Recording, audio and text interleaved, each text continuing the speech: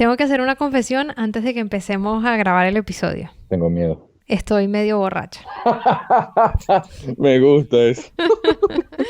La cuarentena me tiene mal.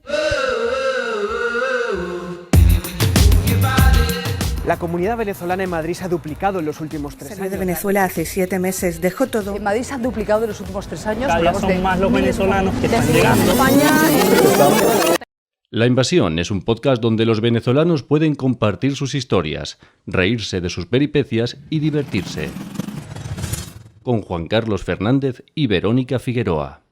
Tengo una pregunta, Juan Carlos. Bienvenido al episodio 3 de La Invasión. Muchas gracias. Igualmente. ¿Cómo estás llevando la cuarentena? ¿Estás bien? Bien, yo estoy genial. Como mucho. ¿No te has desesperado ni nada?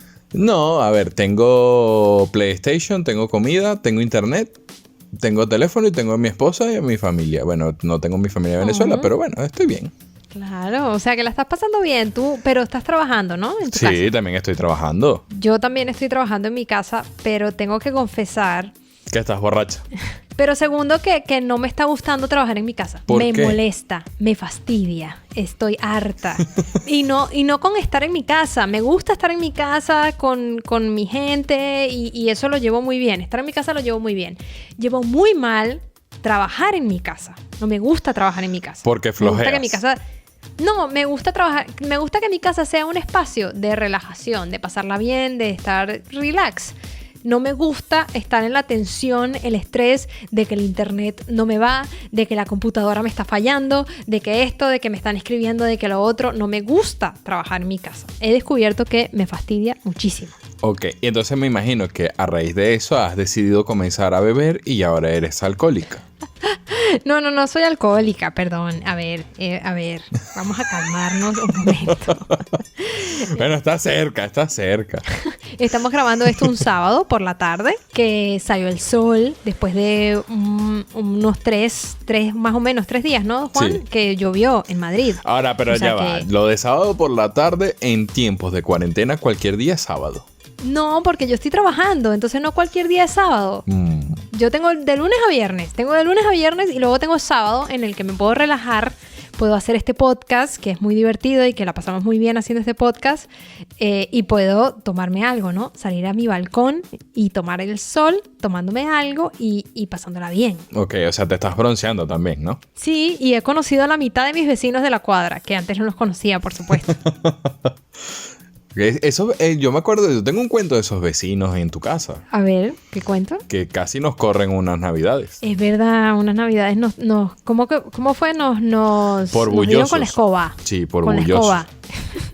Yo confesé algo en este podcast. Yo quiero que tú confieses cuánta gente hay en tu casa ahora mismo. 5 personas. 5 personas en un piso pequeño, ¿no? Es Un correcto. piso de una habitación, en realidad, una habitación, ¿no? Es una habitación. ¿Y cómo la están llevando esta cuarentena encerrados los 5 en este piso de Bueno, una habitación? somos 5 y una perra, o sea, 6. Wow, ok, peor. ¿Cómo la llevan? Pues muy bien, nos entretenemos, jugamos de repente, ¿cómo se dice? Mímicas y cosas así, nos reímos bastante, vemos televisión, cocinamos, Bueno, mira. nos disfrazamos para salir a la calle como si fuese el fin del mundo, cosas así. Por lo menos en mi casa, lo que también nos ayuda es que todos seguimos haciendo una vida normal, es decir, normal entre comillas porque yo sigo trabajando, mi esposa sigue trabajando, mi cuñado sigue viendo clases, entonces digamos que el día a día Wow. sigue siendo el día a día normal, pero sin salir de la casa. Mira, ¿tú tienes algún mensaje, antes de que nos metamos en la temática de hoy, ¿tienes algún mensaje de gente que haya escuchado el segundo episodio con Nutrition is the New Black? No Y que te los tenga dejo algo a que ti decirnos. porque sé que los tienes tú y los manejas tú y llevas tú todos los números y las estadísticas. Entonces me gustaría escuchar esa voz tuya, bella y hermosa y borracha, mandando saludos. Mira, tengo, un par de mensajes que vamos a leer ahora, pero una cosa que me llamó mucho la atención. Hay 2 nuevos países en nuestra lista de países que nos escuchan. O sea, de Somos gente que como nos el escucha de distintos coronavirus, países. ¿viste? Poco a poco vamos Exacto. agarrando Poco países. a poco vamos dominando el mundo. Pues Reino Unido se ha unido a la lista, que antes no estaba, y República Dominicana se ha unido también a la lista Mira, de gente. La que más me sorprende, te voy a decir, es la de Reino Unido. Porque sé que la persona que lo escuchó es una ingrata. ¿Por qué? ¿Cómo es posible, No. ¿Cómo es posible que aparezca en el segundo episodio y no en el primero? Mira, de verdad, para ti eres una ingrata. Tú sabes quién es y tú sabes por qué te lo digo. Ingrata, chica, ingrata. Así es la vida, pero el 50% de la gente que nos escucha sigue estando en España. Excelente. En Venezuela está el 25% de las personas que nos escuchan, o sea, lo cual está bastante bien. Tengo un mensaje de Nieves que nos dice: me encanta esta iniciativa, solo les sugiero que la conversación con los entrevistados tenga mejor audio, por favor. Lo vamos a tomar en cuenta. Eso porque cuando hablamos con Miguel Ferrari, lo llamamos a su teléfono de su casa. Entonces, claro, el audio era mejor que el que tuvimos con Victoria Lozada. Su cuenta de Instagram es Nutrition is the New Black, que estábamos hablando con ella por WhatsApp. Entonces quizás el audio no era tan chévere, pero bueno, igual yo creo que se escuchaba bien, ¿no? Claro, no, tranquila, Nieves, poco a poco. Esto es algo artesanal. Poco a poco lo convertiremos en algo profesional. Eso es. Nos escribe también María Ángela, que dice: es demasiado cómica la pareja que entrevistaron, eso por Ana y Fernando, y dice: si a mí mi novio me dice no seas pendeja, yo lo mato. Bueno, para ser sincero, yo creo que si yo lo digo, a mí también me matan. Hombre, claro, y que si lo me lo dicen digo también. pasito para que no me escuchen. También nos volvió a escribir Eduardo Barroetea. Okay. Estaba preguntando dónde más lo podía escuchar, o sea, en qué otras redes estábamos, porque ahora, además de todas las redes que tenemos, que son Apple Podcasts, Google Podcasts, Spotify. Exacto, que también lo tenemos por aquí, pero que estamos también en Breaker, en Overcast, en Pocket Cast, en Radio Public, en Evox, y ahora también la nueva es YouTube. También Muy estamos en bien. YouTube, ahí también nos pueden escuchar. Estoy muy sorprendido de todo ese poco de cosas que hay para escuchar podcast. Sí, total. También tenemos que agradecer a una página web en Instagram, o sea, como que un perfil de Instagram que se llama Venezolanos por Madrid, porque no solo han escuchado nuestro podcast, sino que lo publicaron en su, como una foto, o sea, en su feed de Instagram, también en sus stories de Instagram. Claro, y que es muy importante sobre todo para aquellos que están llegando por primera vez a Madrid, porque pueden conseguir información de muchísimo interés sobre qué hacer en la ciudad, temas de documentos, a dónde ir.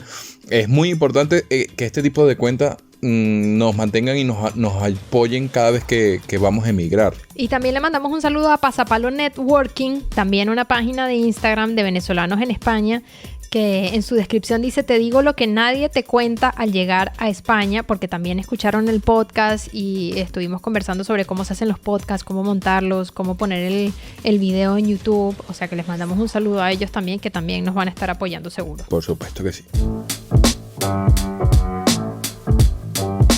Mira, y hoy, pues nada, el episodio pasado intentamos separarnos un poco del coronavirus, un poco del confinamiento, de todo este estrés que estamos pasando, de lavarse las manos y de toda la cuestión, pero nos ha tragado esta semana, ¿no? Como que no hay otro tema de conversación en lo absoluto. Bueno, a mí no me traga nadie, Verónica. Te lo agradezco.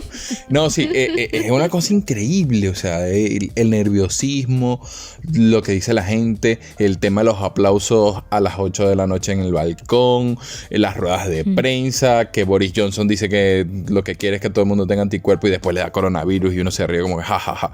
Miles de cosas, o sea, realmente es increíble, ¿no? Es imposible separarse de esto. Entonces, esta semana vamos a poner el foco en esos médicos venezolanos que están trabajando aquí en España. A nosotros nos ha llegado un caso que está pues más o menos cerca.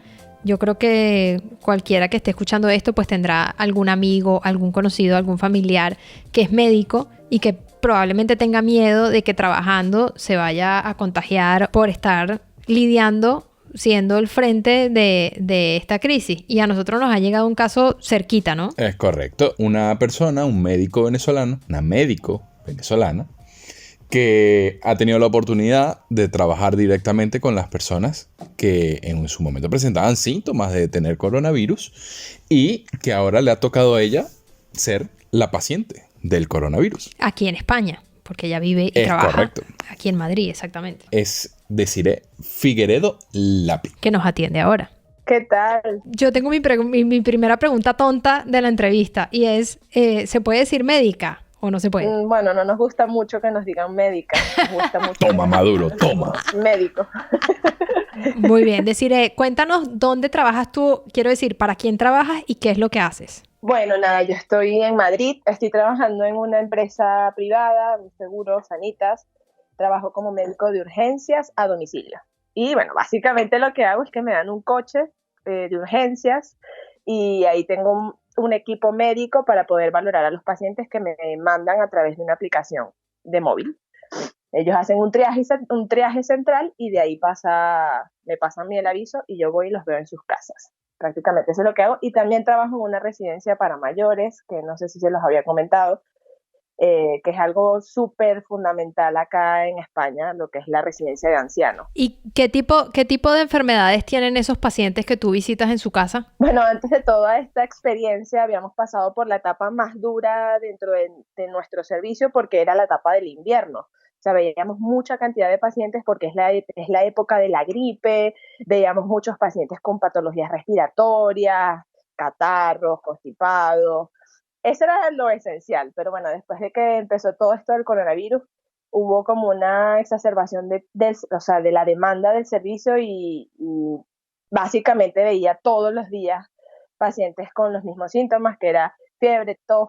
Esa era la sintomatología que se hizo demasiado habitual. Constante. O sea, no paraba de ser así. Mira, Desi, ¿cada cuánto visitabas personas con esa sintomatología en un día? O sea, ¿cuántos podías visitar que sean igual, no? Me imagino que cuando empezó todo esto era uno tras otro. Es que fue una locura porque al principio no teníamos ningún medio de precaución porque para nosotros era algo normal. O sea, con el frío muchas personas cogen muchas viriasis, o sea, muchos tipos de virus, y nos parecían síntomas muy normales, o sea, y ya teníamos el coronavirus en España y nosotros no estábamos cumpliendo ningún tipo de protocolo. Entonces pasamos de ver 7, 8 pacientes porque eran guardias de 8 horas seguidas sin descanso y empezamos a ver 12, 14 pacientes y estábamos desbordados, o sea, no nos daba la vida para poder ver, porque al final yo misma me tenía que trasladar a los domicilios. Entonces las distancias eran un poco largas, pero se notó mucho la diferencia de la cantidad de pacientes y que eran persistentemente los mismos síntomas. Claro, muchos de los pacientes, como hubo pacientes de todas las edades, estaban muy mortificados y realmente no tenían síntomas importantes. Algunos eran simplemente que querían sentirse valorados y algunos que sí tenían sus síntomas floridos y sí, hubo un momento de mucho colapso, no parábamos, no había descanso, no había momento para tomar agua, no había momento para ir al baño, no había momento para nada, o sea, era impresionante. ¿Y tuviste algún paciente que tú llegaras a su casa a verlo y dijeras, no, a esta persona hay que llevarla ya al hospital porque, por ejemplo, no puede respirar, digamos? Sí, bueno, tuve la muy mala experiencia de verlo varias veces porque nosotros nos clasifican los avisos como normales, urgentes o muy urgentes. Entonces, claro, dependiendo de la categoría, tenemos que correr directamente al aviso. Entonces, hubo un momento en el que el servicio no sabía discriminar bien a los pacientes porque ya no sabíamos si creerles o no del todo. O sea, era una sensación de exageración, pero sí llegué a ver pacientes, más que todo mayores o no muy mayores, entre 60, 70 años, que podrán ser hipertensos o tener una patología relativamente bastante controlada que ya estaban mal y que tuve que correr a mandarlo. De hecho, yo tengo la sensación de saber en dónde pude contagiarme porque ya llegó un momento en que los identificaba, o sea, tenías la sensación de ya poder diagnosticarlo clínicamente al paciente y sí, había personas que se complicaban bastante rápido. Y cuando explotó la crisis del coronavirus, me imagino que tomarían alguna medida especial en la empresa en la que tú trabajas. ¿Eso fue de un día para otro? Como que de un momento a otro te dijeran, mira, a partir de hoy, por ejemplo, no sé, tienes que usar guantes obligatorio o tapaboca obligatorio. O sea, yo creo que, lamentándolo mucho, y creo que es una oportunidad para que todos crezcamos, toda la sociedad, toda la humanidad crezca y nos preparemos para otro episodio como este porque seguramente puede volver a suceder, y es que no hubo forma de prepararse. O sea, nos agarró tan desprevenidos que no hubo forma de decir, hoy vamos a actuar de esta manera. Mira, todos los días nos mandaban protocolos de todos los hospitales de Madrid. Yo estaba colapsada de información. Protocolos para tratar a un paciente en su casa, para tratarlo en el hospital, para tratarlo por videollamada. O sea, habían protocolos de todo. Pero no hubo una dirección o una organización, que es lo lamentable, de que nos dijeran, bueno, ya el riesgo es muy alto, es momento de tomar acciones, vamos a darles equipos de protección. Hicimos un curso para utilizar los EPIs, que son estos famosos trajes blancos o amarillos que ustedes ven que son de plástico. De hecho, tengo una foto porque a mí me tocó ser como el maniquí, o sea, la persona que se colocara el equipo. Y estábamos muy frustrados todo mi equipo de trabajo porque en ningún momento nos dijeron ya, o sea, llegó el momento de usarlo. No, era así como que no los usen porque lo vamos a necesitar más adelante, y mientras tanto nosotros seguíamos exponiéndonos, y nosotros mismos como médicos tenemos un grupo de WhatsApp. Ahí mismo empezamos a decir, bueno, vamos a empezar a usar guantes con cada paciente porque al inicio no lo hicimos, y a exigir que nos den un tapaboca. Pero fueron medidas que nosotros como personal lo pedimos y lo exigimos. Y ya después como que se empezó a protocolizar, pero no hubo nunca, o sea, hasta hoy no tenemos los medios, hasta hoy no tenemos los medios de protección para nosotros acudir de casa en casa, porque al final si yo voy a ver a un paciente en una casa, se supone que a la siguiente debería cambiarme la vestimenta y también usar un nuevo tapabocas, y no era así.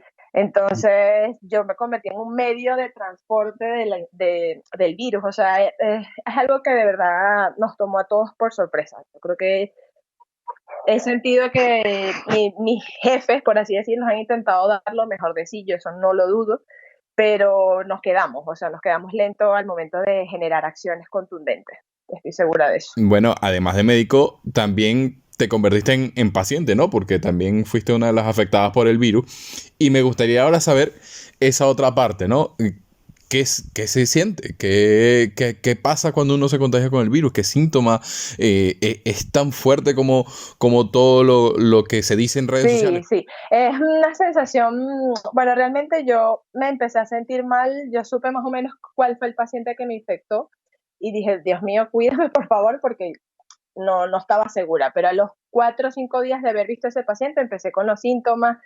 Y realmente sí me sentí muy mal, estaba súper tumbada, yo nunca me había enfermado así, pero yo creo que también he visto muchísimos casos de personas que lo han pasado muy leve. Yo, por ejemplo, tuve mucha fiebre, a fiebre muy alta, me dolía la piel, o sea, nada más tocarme me dolía mucho los músculos, tenía mareos, o sea, yo en los primeros 3 días lo pasé mal, pero a medida que fueron pasando los días, fui a mejor lentamente, con mucho cansancio, durmiendo mucho y en aislamiento completo. Entonces, claro, ha sido una locura porque yo también he tenido miedo, claro, con todo lo que he visto. A mí me mandan una cantidad de información demasiado grande, pero bueno, a pesar de todo eso, yo he tenido un transcurso de la enfermedad que suele ser la más habitual, que suele ser leve, que suele ser hacia la curación, o sea que no hay complicaciones, y eso ha sido bastante positivo porque, bueno, he intentado cumplir las normas de aislamiento completamente acá en casa y no ha sido nada fácil, ha sido una locura, una experiencia completamente nueva, pero sí estaba asustada. O sea, mis padres son médicos, mi hermano es médico y todos estaban así como que sabíamos que te ibas a contagiar.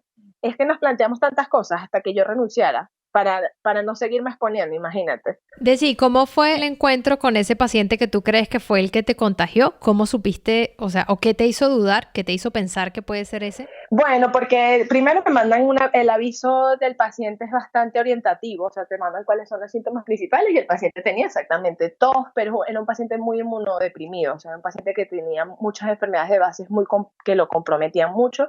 Y cuando llegué a la casa a verle, él estaba tosiendo sin parar, con dificultad para respirar, fue uno de los pacientes que mandé a urgencias de inmediato. Y claro, yo en ese momento se me pasaban tantas cosas por la cabeza que me imagino que le está pasando a todos mis colegas, que es, lo toco, es la primera pregunta que me hice. O sea, lo toco, lo examino, pero ya estaba ahí, o sea, ya no tenía más opción, ya había entrado a la casa, el señor no usaba tapabocas, no usaba guantes, no usaba nada, tenía 70 años, un señor relativamente joven, en muy buen estado general, me refiero que a nivel mental estaba estupendo. Y yo dije, bueno, ya no tengo más opción, voy a valorarle, menos mal que lo valoré porque estaba mal, o sea, tenía fiebre alta, estaba muy decaído, muy deteriorado, y lo mandé a urgencias y se quedó hospitalizado, pero al final, cuando salí de esa casa, tuve la sensación de querer quitarme todo, o sea, y no podía porque tenía que ver a otro paciente, o sea, tuve la sensación de quitarme toda la vestimenta que tenía, usar otro tapabocas, pero no tenía otro tapabocas, o sea, fue una sensación muy frustrante, y yo dije, este señor posiblemente me haya contagiado. O sea, fue como lo más claro que pude ver. Y era un caso muy típico, o sea, un paciente con los síntomas que ya nos han dicho una y otra vez. Pero bueno, con el componente de la enfermedad de base que también lo exponía muchísimo. ¿Y cómo es la convivencia ahora en tu casa, no? Decir, está casada y nos dijiste que es muy difícil, ¿no? Ahora, ¿cómo haces? Decir, o sea, que la comida, saludar a tu esposo el día a día, ver una película, son 10 días que también tienes que estar encerrada, pero peor que el resto, porque uno puede andar por su casa, tú no. Sí, es un aislamiento, es una locura porque nada, no existe ningún tipo de relación en lo absoluto. De hecho, la noche en la que yo comencé con los síntomas, a partir de esa noche, bueno, yo desde antes llegaba a casa, me desnudaba, me desvestía, me iba directo a la regadera a ducharme y cuando estaba trabajando. Entonces, claro, ahora amanecí con fiebre y desde ese momento le dije, no me puedes ver más. Él estuvo completamente expuesto a toda mi incubación del virus, por así decirlo. Pero la convivencia ha sido demasiado fortalecedora, pero difícil, porque estar todo el día en una habitación de 4 paredes encerrada, sin salir prácticamente las 24 horas no salgo, o sea, lo único que puedo hacer es ir a la cocina en caso de necesitar algo y me coloco un tapabocas y los guantes sin intentar tocar nada. Pero todo está separado, o sea, poco a poco fuimos aprendiendo que todo tenía que estar separado, o sea, el cepillo de dientes, que él tenía que usar otro baño, o sea, intentar no entrar en la absoluta donde yo estoy, separar nuestros platos, los cubiertos, los vasos, yo comer siempre en la habitación, él está completamente aislado en la sala, él también está en aislamiento. Entonces ha sido una locura, pero al final de cuentas hemos intentado hacerlo lo más preciso posible. Hemos cometido errores porque lo ideal hubiese sido hacerlo antes de que yo empezara con los síntomas, por ser un personal sanitario. O sea, realmente cuando ya empecé a ver pacientes de esa categoría, lo ideal hubiese sido yo aislarme. Pero bueno, ha sido una experiencia dura, de verdad dura, porque el día se me hace eterno. Al principio, claro, duermo mucho porque me siento muy cansada, pero los días se me están pasando sin darme cuenta. O sea, es una sensación de estar solo y no es fácil, de verdad que no es sencillo, pero también no tenemos más opción. O sea, no hay muchas opciones. Es el momento para hacerlo y nada, hay que tener mucha paciencia. Mira, Desi, ¿y cómo fue? O sea, tú te hiciste la prueba, ¿la tuviste que pagar? ¿Cómo se consigue la prueba para hacerse uno si uno se siente mal? ¿Qué tengo que hacer? Bueno, aquí eso de pagar la prueba no va, eso no funciona. De hecho, yo me hice la prueba el mismo día que comencé con los síntomas. La intención de hacerme la prueba era ver si era negativo para seguir trabajando. Esa era la intención inicial. Pero me trataron súper bien, o sea, me lo hicieron por mi trabajo, porque como trabajo en la sanidad, en uno de los hospitales de mi empresa, me llamaron, me dijeron, ven a urgencias, te vamos a hacer todas las pruebas. Claro, eso fue hace 10 días, era otro cuento, otra historia. Ahora es súper difícil que te hagan la prueba de primera instancia, o sea, ni siquiera mis colegas le están haciendo la prueba de apenas tengan síntomas, simplemente se está discriminando muy bien a quién hacérsela. Entonces yo me la hice, me hicieron todos los virus que se pueden detectar y todos dieron negativos, pero la prueba tardó un poco más, la prueba me tardó un día y medio para que me dieran los resultados y nada, me llamó mi jefa. Yo pensé que me estaba llamando para preguntarme cómo iba, cómo estaba, y nada, me llamó para decirme que había dado positivo. Fue una sensación súper extraña porque me lo esperaba, pero no quería recibir esa noticia. Era una sensación de no quiero escucharlo. Y bueno, fue muy, muy difícil en ese momento, pero también daba como la sensación de, bueno, ahora vamos a hacer las cosas bien, no lo estoy pasando tan mal, o sea, no me compliqué en primera instancia, o sea, solo me sentía mal. pero la prueba en sí es una, no sé si quiere que se las explique. Sí, cuéntanos cómo es. Es súper desagradable porque es como es un hisopo largo que te introducen en cada fosa nasal hasta el fondo, da una sensación de invasión horrible en cada fosa nasal y luego te lo hacen por la garganta, o sea, te tocan atrás en la faringe y bueno, toman esa secreción que tienes ahí, da muchísimas ganas de llorar cuando lo hacen, bueno, a mí me dieron muchas ganas de llorar, y ese exudado que tienes, esa secreción que está en esa zona, es muy discriminativa para poder determinar el virus. Entonces, pues nada, eso es lo que normalmente le hacen a las personas que le hacen la prueba. Y adicionalmente aquí están haciendo una rayos X, por ejemplo, si yo hoy, en lugar de haber empezado con síntomas hace 10 días, hubiese empezado hoy, no me harían la prueba. Ahí me harían primero una rayos X de tórax. Eso es lo primero que harían. Y si ven que la rayos X de tórax está bien, que a mí me dio bien el primer día, no me harían la prueba. Esperaría, me mandarían aislamiento a mi casa y ya. Entonces es una sensación, yo creo que para todas las personas que lo están padeciendo y que no son sanitarios o que son sanitarios y que no le están haciendo la prueba, muy difícil. Porque tú al final quieres saber qué es lo que te pasa. O sea, no quieres que te digan, sí, lo tienes, pero todavía no te lo podemos confirmar. O sea, es súper injusto.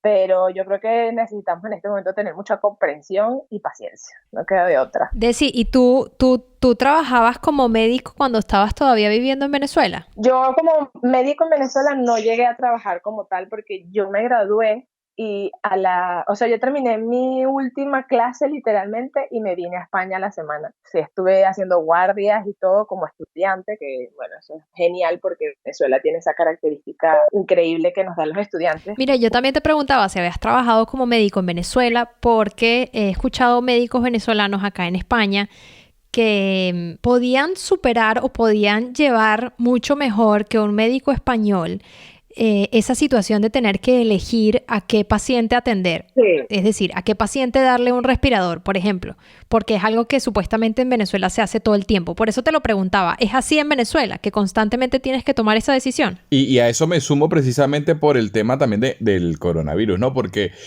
también leía que en Venezuela estamos acostumbrados a virus que son agresivos. Hubo todo el tema cuando fue el chikungunya, el Zika y todas estas cosas. A ver, bueno, en Venezuela, por eso te mencionaba lo del privilegio que hemos tenido los médicos venezolanos, la formación que hemos recibido, porque yo como estudiante, yo nunca tuve que decidir porque no tenía la potestad para hacerlo, pero sí estuve expuesta a muchísimas situaciones muy tristes en las que muchos pacientes se morían, pero más que todo porque no teníamos los recursos para tratarles, o sea, entonces había una persona, un expresidiario o una persona que venía de un botín de una de las cárceles, de un botín de las cárceles y había una persona joven estudiante que la habían arrollado, pues nos lanzábamos hacia esa persona. Más que todo, no, era muy difícil juzgar esas situaciones y es algo que aquí yo creo que nunca había pasado, sinceramente. Yo creo que, o por lo menos la generación que está activa a nivel sanitario, jamás se había visto en una situación así. Por contarles cosas así muy, muy sanitarias, o sea, muy cosas de personal sanitario. Aquí la mayoría de los médicos que se gradúan, cuando presentan el examen, se dedican exclusivamente a la especialidad que hacen. Es decir, si yo soy oftalmólogo, jamás voy a aprender a auscultar un paciente. Es súper extraño, pero el oftalmólogo se va a dedicar simplemente a ver ojos. Entonces ahora ha tocado una situación en la que el oftalmólogo tiene que auscultar y ver cómo están los pulmones y es un reto para ellos. Es un reto porque ellos nunca lo han hecho.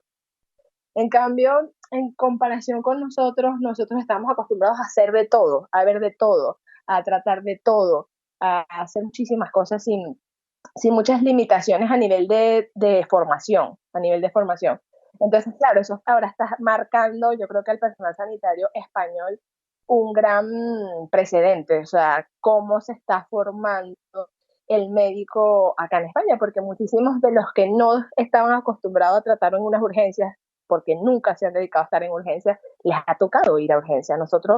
Yo porque ahora estoy de baja y estoy aislada, pero muchos de nosotros nos están mandando a los hospitales. O sea, nos están cambiando la función que tenemos que hacer por la necesidad que hay. Entonces ahora haces la guardia de 8 horas y te vas 4 horas extras a una urgencia del hospital a ver pacientes.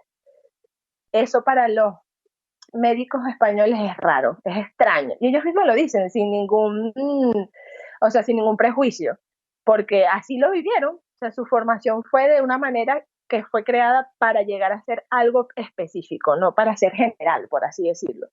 Y está siendo un reto impresionante. Mira, Desi, ¿y tú cómo estás de ánimo? Bueno, ha sido como una montaña rusa. Los primeros días fueron nulos, o sea, yo los pasé sin sentir mucha, pero después empecé a sentir un poco de agobio porque empecé con la tos, entonces la tos había ido a más. Estaba muy preocupada, entonces ahí sí toda la atención. Mi esposo venía y me preguntaba desde la puerta ¿cómo te sientes? ¿Estás bien? ¿Estás respirando bien? Esas preguntas constantes ¿y estás bien? No estás ahogada, no estás fatigada. Me aliviaban porque sé que tenía alguien al lado, pero al mismo tiempo era así como que no quiero que me lo preguntes más, o sea, no. Después he sentido mucho apoyo, o sea, de verdad, la cantidad de personas que me ha escrito preguntándome cómo estoy, que están orando por mí, que están presentes en esta situación, ha sido increíble, o sea, no tengo cómo agradecérselo.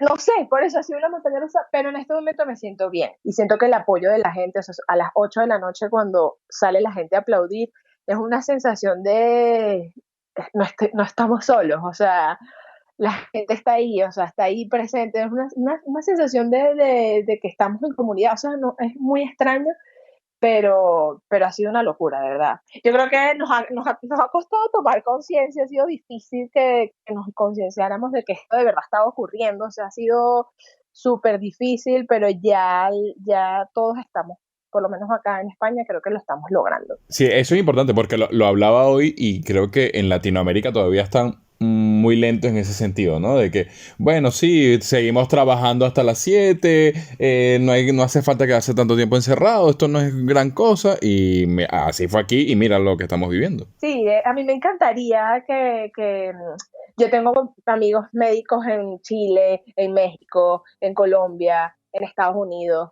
y es así como todos nos hemos escrito, entonces yo les digo, es que no es mentira, es real. O sea, es un virus que no tiene una alta mortalidad, pero que es súper contagioso y que no sabes, no puedes jugar con él porque no lo conocemos. O sea, al final es un virus que nos ha hecho actuar a medida que pasan los días. Nos ha tocado aprender el día a día con él. No es algo que estábamos preparados desde la carrera o que no. O sea, eso lo ha hecho totalmente diferente y me sorprende que en algunos países, sabiendo que España es un país europeo, Italia también, o sea, no se den cuenta de que estamos colapsados, ellos deberían encender aún más rápido las alarmas y me gustaría que se tomaran esto en serio. O sea, que esto, por protección, para evitar que esto siga creciendo, más que todo. No es fácil porque nunca creemos que nos va a tocar a nosotros. O sea, así como que, bueno, eso no me va a pasar a mí. Pero yo jamás me imaginé que me iba a pasar a mí y aquí estoy. Bueno, Daisy, lo importante es que poco a poco te vas mejorando, que vas saliendo de esta situación y que esperemos que tanto aquí como en el resto del mundo podamos ir saliendo de este virus o por lo menos conociéndolo más y aprendiéndolo a controlar. Bueno, Daisy, te dejamos que descanses y te agradecemos muchísimo que te hayas tomado estos minutos para hablar con nosotros aquí en La Invasión. Ay, qué bello. Muchísimas gracias. Un abrazo.